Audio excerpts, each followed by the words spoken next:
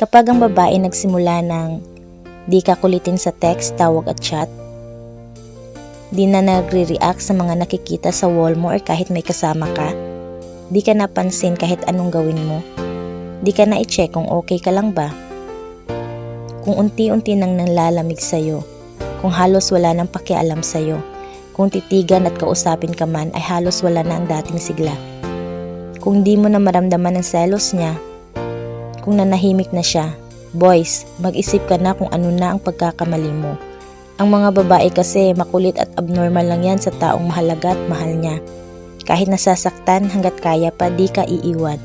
Pero kapag napagod yan, asahan mo bibitaw yan di dahil sa di ka na mahal. Bibitaw yan kahit masakit dahil sa napapagod na sa sitwasyong paulit-ulit na lang.